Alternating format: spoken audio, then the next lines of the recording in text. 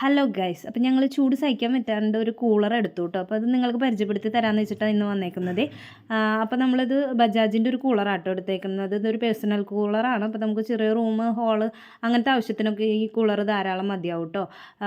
ഇതിൽ മറ്റേ swing option ഉണ്ട്. അപ്പോൾ നമുക്ക് ഹൈറ്റ് അഡ്ജസ്റ്റ് ചെയ്ത് കാറ്റിന് വേണ്ടിയിട്ട് സ്വിങ് ചെയ്ത് വെക്കാം. പിന്നെ അതുപോലെ ഇത് വാട്ടർ ലെവലാണ് കേട്ടോ. പിന്നെ ഇതിനൊരു വീലുണ്ട്. അപ്പോൾ നമുക്ക് റൂമിൽ നിന്ന് മറ്റു റൂമിലേക്കൊക്കെ മൂവ് ചെയ്യാനൊക്കെ എളുപ്പമായിരിക്കും ഇതിൽ. ഇത് വാട്ടർ ലെവലാട്ടോ. ഇത് നമുക്ക് ലെവൽ നോക്കിയിട്ട് വെള്ളം അഡ്ജസ്റ്റ് ചെയ്ത് ഒഴിക്കാൻ പറ്റും. പിന്നെ അതുപോലെ തന്നെ ഇതിൽ ഐസ് ഇടാനുള്ള ഓപ്ഷൻ ഉണ്ട് കേട്ടോ. നമുക്ക് തണുപ്പിക്കാൻ വേണ്ടിയിട്ട് ഈ ബോക്സിൽ ഐസ് ഇട്ട് കൊടുക്കാം. ഐസ് ക്യൂബ്സോ ഐസ് വാട്ടറോ ഒഴിച്ച് കൊടുക്കാം.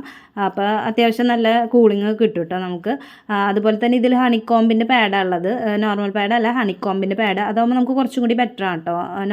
നോർമൽ പാഡിന് മറ്റൊരു മുഷിഞ്ഞ തുണിയുടെ ഒക്കെ ഒരു മണം ഉണ്ടാവുമെന്ന് കേട്ടിട്ടുണ്ട്. ഈ ഹണിക്കോം പാഡ് യൂസ് ചെയ്യുമ്പോൾ അങ്ങനത്തെ പ്രശ്നങ്ങളൊന്നും തോന്നിയിട്ടില്ല കേട്ടോ. അപ്പോൾ ബെറ്റർ ഹണിക്കോമ്പിൻ്റെ പാഡാണ്. പിന്നെ നമുക്കിത് വെള്ളം ഒഴിക്കാനുള്ള സ്ഥലം കേട്ടോ. നമുക്ക് നോർമൽ വാട്ടർ ഇതിലേ ഒഴിച്ച് വയ്ക്കാം. വെള്ളത്തിൻ്റെ ലെവലിനനുസരിച്ച് ഒഴിച്ച് വയ്ക്കാം. പിന്നെ ഇത് നമുക്ക് ഈ ബുഷ് വെള്ളം കളയാനുള്ളതാണ് കേട്ടോ.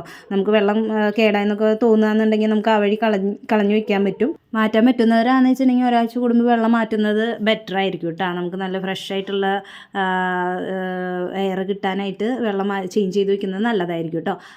പിന്നെ ഇതിലുള്ള സെറ്റിങ്സാണ്. നമ്മൾ വെള്ളം ഒഴിച്ചതിന് ശേഷം കുറച്ച് നേരം കൂൾ പ്ലസ് സ്വിങ് ഇല്ലേ, ഈ loaf swing, cool plus swing, cool എന്നുള്ള ഓപ്ഷനിൽ കൂൾ പ്ലസ് സ്വിങ്ങിൽ വിട്ടിട്ട് ഒരു 10-20 മിനിറ്റ് വെക്കണം.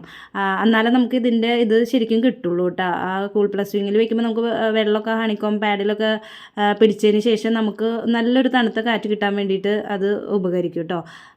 അതിലിട്ടതിന് ശേഷം നമ്മൾ തിരിച്ച് മറ്റേ ഓഫ്, ഹൈ, മീഡിയം, ലോ അതിനനുസരിച്ച് കാറ്റ് നമുക്ക് ഫാൻ്റെ സ്പീഡ് അഡ്ജസ്റ്റ് ചെയ്ത് വെക്കാം കേട്ടോ. അപ്പോൾ അത്യാവശ്യം നല്ല കൂള് തന്നെ കിട്ടും. അപ്പോൾ ഇത് പേഴ്സണൽ യൂസിന് ബജാജിൻ്റെ കുഴപ്പമില്ല കേട്ടോ. നമ്മൾ യൂസ് ചെയ്തതാണ്. നമുക്ക് നല്ലൊരു കൂളറായിട്ടാണ് തോന്നിയത്. ഈ വേനൽക്കാലത്ത് നമുക്ക് AC ഒന്നും അഫോർഡബിൾ അല്ലാത്തവർക്ക് നല്ലൊരു കൂളറാണ്.